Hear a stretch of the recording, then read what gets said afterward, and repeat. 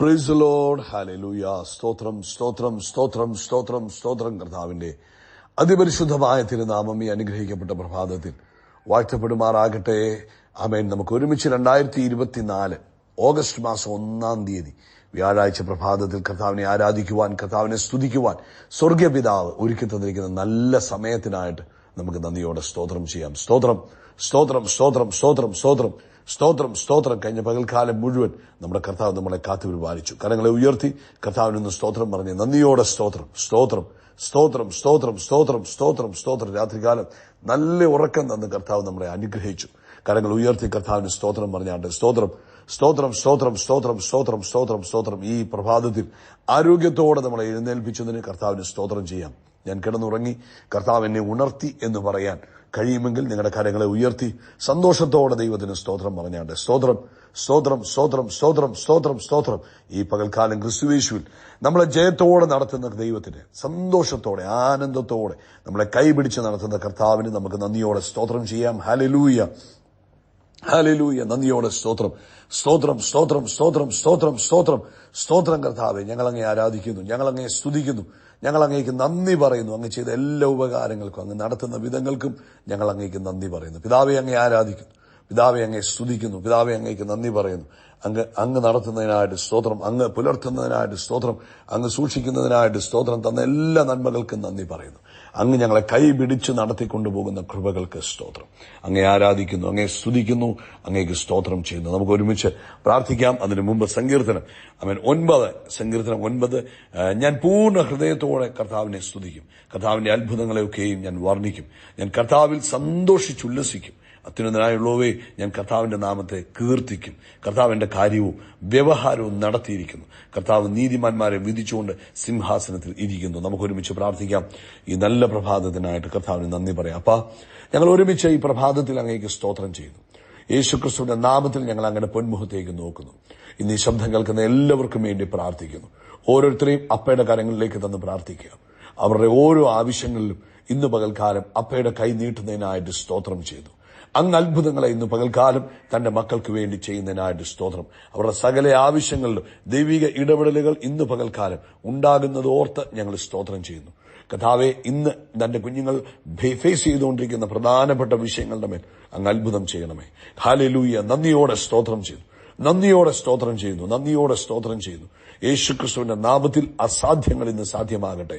യേശുക്രിസ്തുവിന്റെ നാമത്തിൽ അത്ഭുതങ്ങൾ ഇന്ന് സംഭവിക്കട്ടെ. യേശുക്രിസ്തുവിന്റെ നാമത്തിൽ ദൈവിക ഇടപെടലുകൾ ഇന്ന് നടക്കുന്നതിനായിട്ട് സ്തോത്രം. രോഗികൾ സൗഖ്യമാകട്ടെ, കൂട്ടമായി സൗഖ്യമാകട്ടെ. ആമേൻ. രോഗത്തിന്റെ അവസ്ഥകളെല്ലാം മാറട്ടെ. വിട്ടുമാറാതെ നിൽക്കുന്ന ചുമ ഇപ്പോൾ യേശുവിൻ നാമത്തിൽ വിട്ടുമാറട്ടെ. ഹല്ലേലൂയ. പൂർണ്ണ സ്വസ്ഥത ഇപ്പോൾ നസറേനായ യേശുവിന്റെ നാമത്തിൽ സംഭവിക്കട്ടെ. ബാക്ക് പെയിൻ സൗഖ്യമാകട്ടെ. അതുപോലെ ശാരീരികമായ മറ്റെല്ലാ അസ്വസ്ഥതകളിൽ നിന്നും തന്റെ കുഞ്ഞുങ്ങളെ വിടുവിക്കുന്ന ദൈവകൃപയ്ക്കായിട്ട് സ്തോത്രം ചെയ്തു. കർത്താവെ, ആസ്മ മുഖാന്തരം ഭാരപ്പെട്ടിരിക്കുന്നവർ ഇന്ന് പകൽക്കാലം യേശുവിന്റെ നാമത്തിൽ സൗഖ്യമാകട്ടെ. ആ ശ്വാസം മുട്ടലിന്റെ ബുദ്ധിമുട്ടുകൾ, അലർജിയുടെ ബുദ്ധിമുട്ടുകളൊക്കെ ഇപ്പോൾ തന്നെ മാറി തന്റെ കുഞ്ഞുങ്ങൾ സ്വതന്ത്രരാകട്ടെ. യേശുവിന്റെ നാമത്തിൽ എല്ലാ പൈശാചികന്റെ പദ്ധതികളെയും ഞങ്ങൾ തകർക്കുന്നു. അത്ഭുതകരമായ സൗഖ്യങ്ങൾ നടക്കട്ടെ. കുടുംബത്തിനകത്ത് ദൈവിക സമാധാനം ഉണ്ടാകട്ടെ. മക്കൾ കർത്താവിനെ അറിഞ്ഞ് ജീവിക്കുന്ന കുഞ്ഞുങ്ങളായി മാറട്ടെ. അവരുടെ ആവശ്യങ്ങളിലെല്ലാം കൃപയുണ്ടാകണമേ. അതുപോലെ കർത്താവെ, ലോകമെമ്പാടും കർത്താവിന്റെ വേല ചെയ്യുന്നവർക്കായിട്ട് പ്രാർത്ഥിക്കുന്നു. അഭിഷിക്ത ദാസിദാസന്മാരെ അനുഗ്രഹിക്കണം. അവരുടെ പ്രവർത്തനങ്ങളിൽ ദൈവത്തിന്റെ കൃപയുണ്ടാകണം. നാളത്തെ സഭായോഗം അനുഗ്രഹപൂർണ്ണമായി തീരണം. പ്രാർത്ഥന കേട്ടതിനായിട്ട് നന്ദി. ക്രിസ്തുയേശുവിന്റെ നാമത്തിൽ തന്നെ. ആമേൻ ആമേൻ ആമേൻ. കർത്താവ് നമ്മളെ അനുഗ്രഹിച്ചതിന് ഒരിക്കലൂടെ സ്തോത്രം ചെയ്യാം. അതുകൂടാതെ നമ്മുടെ കൈകളെ ഉയർത്തി ഇന്ന് 1 തീയതിയാണ്. കഴിഞ്ഞ ഒരു മാസം 7 മാസക്കാലം കർത്താവ് നടത്തി. കരങ്ങൾ ഉയർത്തി ഒന്ന് സ്തോത്രം പറഞ്ഞ് സ്തോത്രം സ്തോത്രം സ്തോത്രം സ്തോത്രം സ്തോത്രം സ്തോത്രം. കർത്താവെ, ജൂലൈ മാസം ഞങ്ങളെ അത്ഭുതമായി നടത്തിയതിന് സ്തോത്രം സ്തോത്രം സ്തോത്രം. ഈ ഓഗസ്റ്റ് മാസവും ജയോത്സവമായി നടത്തുന്നതിന് നന്ദി. കർത്താവിന്റെ കൃപയ്ക്കായിട്ട് സ്തോത്രം. ഈ ജൂലൈ മാസം ഞങ്ങളെ അത്ഭുതമായി നടത്തുന്നതിന് സ്തോത്രം, അതിശയമായി നടത്തുന്നതിന് സ്തോത്രം, ശ്രേഷ്ഠമായി നടത്തുന്നതിന് സ്തോത്രം. കർത്താവിന് മഹത്വം, കർത്താവിന് മഹത്വം, കർത്താവിന് മഹത്വം, കർത്താവിന് മഹത്വം. കർത്താവെ, ഈ ഓഗസ്റ്റ് മാസം ഞങ്ങളെ ശ്രേഷ്ഠമായി നടത്തുന്നതിന് സ്തോത്രം സ്തോത്രം സ്തോത്രം സ്തോത്രം സ്തോത്രം സ്തോത്രം. മത്തായിയുടെ സുവിശേഷം 21 അധ്യായം അതിന്റെ 13 വാക്യം, എന്റെ ആലയം പ്രാർത്ഥനാലയം എന്ന് വിളിക്കപ്പെടും എന്ന് എഴുതിയിരിക്കുന്നു. കർത്താവ് പറയുക, കർത്താവിന്റെ ആലയത്തിന്റെ പ്രത്യേകത എന്തുവാ? അത് പ്രാർത്ഥനാലയമാണ്. അത് പ്രാർത്ഥന ഉയരുന്ന ഒരു സ്ഥലമാണ് കർത്താവിന്റെ മന്ദിരം. പഴയ നിയമത്തിലാണെങ്കിൽ അതാണ് നമ്മൾ കാണുന്നത്. യാഗം അർപ്പിക്കപ്പെടുന്ന സ്ഥലം, ആരാധന അർപ്പിക്കപ്പെടുന്ന സ്ഥലം, ആമേൻ, പ്രാർത്ഥനകൾ ഉയരുന്ന സ്ഥലം. ഇതുപോലെ തന്നെ പുതിയ നിയമത്തിൽ വരുമ്പോൾ സ്വർഗത്തിലെ ദൈവം പറയുക, നിങ്ങൾ ദൈവത്തിന്റെ മന്ദിരമാകുന്നു. അപ്പൊ ഈ മന്ദിരത്തിൽ നിന്ന് എന്താണ് ഉയരേണ്ടത്? പ്രാർത്ഥനയാണ് ഉയരേണ്ടത്, ആരാധനയാണ് ഉയരേണ്ടത്, സ്തുതികളാണ് ഉയരേണ്ടത്, ദൈവത്തിന്റെ വചനമാണ് ഉയരേണ്ടത്. അതാണ് ആലയം. ആലയത്തിൽ നിന്നാണ് ദൈവശബ്ദം പുറപ്പെടുന്നത്. അപ്പം ഇന്ന് ഈ സന്ദേശം കേൾക്കുന്ന ഓരോ ദൈവമക്കളും തിരിച്ചറിയുക, നമ്മളെ ദൈവം വിളിച്ചിരിക്കുന്നത് ദൈവത്തിന്റെ മന്ദിരമാകുവാനായിട്ടാണ് വിളിച്ചിരിക്കുന്നത്. നമ്മൾ ഓരോരുത്തരും കർത്താവിന്റെ മന്ദിരമാകുന്നു. ഈ മന്ദിരത്തിന്റെ അനുഗ്രഹങ്ങൾ നമ്മൾ അനുഭവിക്കണമെങ്കിൽ മന്ദിരമായിട്ട് തന്നെ പ്രവർത്തിക്കണം. ഈ മന്ദിരത്തിൽ നിന്നും പുറപ്പെടാൻ പാടില്ലാത്തതായ കാര്യങ്ങളുണ്ട്, പുറപ്പെടേണ്ടതായ കാര്യങ്ങളുണ്ട്. മന്ദിരത്തിനകത്തു നിന്നും പ്രാർത്ഥനയും ആരാധനയും സ്തുതിസ്തോത്രയാഗങ്ങളും ദൈവവചനവുമാണ് പുറപ്പെടേണ്ടത്. മന്ദിരത്തിനകത്തു നിന്ന് ആമേൻ പിറുപിറുപ്പുകളും കുശുകുശുപ്പും മറ്റുള്ളവരെ കുറിച്ചുള്ള ഏഷണികളും കംപ്ലൈന്റുകളും ആമേൻ മറ്റുള്ളവരോടുള്ള വിരോധകരമായ കാര്യങ്ങളും പകയും പിണക്കവും ഒന്നുമല്ല മന്ദിരത്തിനകത്തുനിന്ന് പുറപ്പെടേണ്ടത്. മന്ദിരത്തിനകത്തുനിന്ന് പുറപ്പെടേണ്ടത് പ്രാർത്ഥനയും സ്തുതിയും ആരാധനയും ദൈവവചനവും ആണ് മന്ദിരത്തിനകത്തു നിന്നും പുറപ്പെടേണ്ടത്. അങ്ങനെ പുറപ്പെടുമ്പോൾ എന്ത് സംഭവിക്കും നിങ്ങൾക്കറിയാമോ? ആ മന്ദിരത്തിൽ വെളിപ്പെടുവാനുള്ള അനുഗ്രഹങ്ങൾ മുഴുവനും മന്ദിരത്തിൽ വെളിപ്പെടും. ഈ ഓഗസ്റ്റ് മാസം പ്രിയപ്പെട്ടവരെ, നമുക്ക് നമ്മുടെ മന്ദിരത്തെ ഒന്ന് ശുദ്ധീകരിക്കാം. നമ്മുടെ മന്ദിരത്തെ നമുക്ക് പ്രാർത്ഥനാ മന്ദിരം, പ്രാർത്ഥനാലയം എന്ന് തന്നെ ഒന്ന് ഡിക്ലെയർ ചെയ്യാം. എന്നിട്ട് ഈ ഓഗസ്റ്റ് മാസം ഒരു സിസ്റ്റമാറ്റിക് പ്രാർത്ഥനാ ജീവിതം നമുക്ക് നയിക്കാം. നമുക്ക് ദൈവസന്നിധിയിൽ നമ്മുടെ ഈ കൂടാരത്തെ ദൈവത്തിനൊന്ന് സമർപ്പിക്കാം. ആരോഗ്യത്തോടെ സൗഖ്യത്തോടെ കർത്താവ് ഈ മന്ദിരത്തെ സൂക്ഷിക്കുമ്പോൾ, അവൻ ഒന്നിനും കുറവില്ലാതെ ഈ മൺകൂടാരത്തെ കർത്താവ് ഈ ഭൂമിയിൽ നിലനിർത്തിയിരിക്കുമ്പോൾ, നമുക്ക് ദൈവസന്നിധിയിലേക്ക് കൂടാരത്തെ ഒന്ന് സമർപ്പിച്ചിട്ട് ഈ കൂടാരം ഹല്ലേലൂയ ദൈവത്തിന് പ്രയോജനമുള്ള കൂടാരമായി തീരുവാൻ ഹല്ലേലൂയ നമുക്ക് നമ്മളെ തന്നെ ഒന്ന് ഏൽപ്പിക്കാം. ഈ ഓഗസ്റ്റ് മാസം നമ്മൾ പ്രാർത്ഥിക്കണം, കർത്താവേ എനിക്ക് അങ്ങ് ആഗ്രഹിക്കുന്ന പോലെ ആയിത്തീരണം. അപ്പം നമ്മളൊരു തീരുമാനമെടുക്കണം. എന്റെ ഈ മന്ദിരത്തിൽ ഇന്ന കാര്യങ്ങൾ ഇനി ഉണ്ടാകത്തില്ല, പിറുപിറുപ്പ് ഉണ്ടാകത്തില്ല, ഏഷണി പറയുന്ന സ്വഭാവം ഉണ്ടാകത്തില്ല, മറ്റുള്ളവരെ കുറിച്ച് ദോഷം പറയത്തില്ല.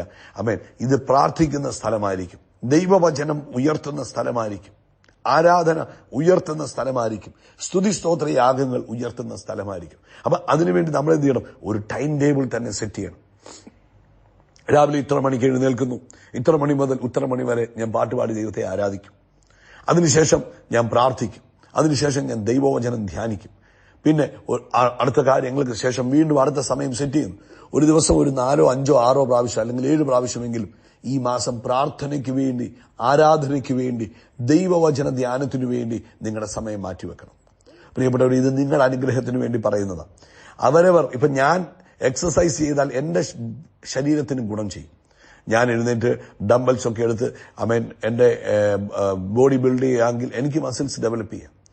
നിങ്ങൾക്കൊരു പ്രയോജനം ഉണ്ടാകത്തില്ല.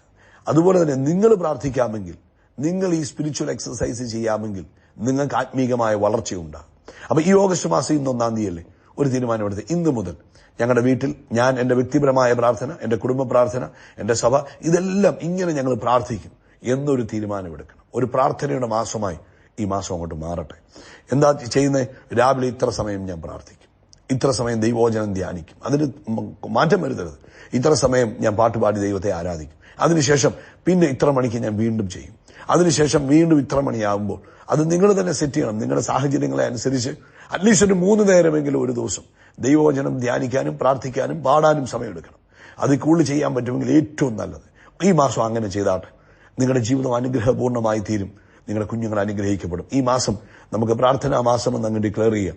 പ്രാർത്ഥനയുടെയും ദൈവവചന ധ്യാനത്തിന്റെയും ആരാധനയുടെയും ഒക്കെ മാസമായി ഇത് മാറട്ടെ. ഒന്നാമത്തെ കാര്യം അത്. രണ്ടാമത്തെ കാര്യം, ഇതിനിടയിൽ എന്തൊക്കെ ഡിസ്ട്രാക്ഷൻസ് വന്നാലും, പാർട്ടി വരാം, കല്യാണം വരാം, ആരെങ്കിലും വീട്ടിൽ ഗസ്റ്റുകൾ വരാം, പക്ഷെ നിങ്ങൾ എടുത്തിരിക്കുന്ന ഡിസിഷൻ നിങ്ങൾ പാലിക്കണം. ആ സമയത്ത് പ്രാർത്ഥിക്കേണ്ട സമയത്ത് പ്രാർത്ഥിക്കണം, ആരാധിക്കേണ്ട സമയത്ത് ആരാധിക്കണം, ദൈവവചനം ധ്യാനിക്കേണ്ട സമയത്ത് ദൈവവചനം ധ്യാനിക്കണം. ഏറ്റവും മിനിമം ഒരു ദിവസം 3 പ്രാവശ്യമെങ്കിലും ചെയ്യുക കേട്ടോ. കർത്താവ് നിങ്ങളെ അനുഗ്രഹിക്കട്ടെ. നിങ്ങളുടെ ജീവിതം ധന്യമായി തീരും. പ്രാർത്ഥനാലയം, നിങ്ങളുടെ പ്രാർത്ഥനാലയത്തെ ദൈവം കൂടുതൽ ആരോഗ്യമുള്ളതാക്കി തീർക്കും, സമൃദ്ധിയുള്ളതാക്കി തീർക്കും. കൂടുതൽ ദൈവിക മഹിമ നിങ്ങളുടെ ജീവിതത്തിൽ വെളിപ്പെടും.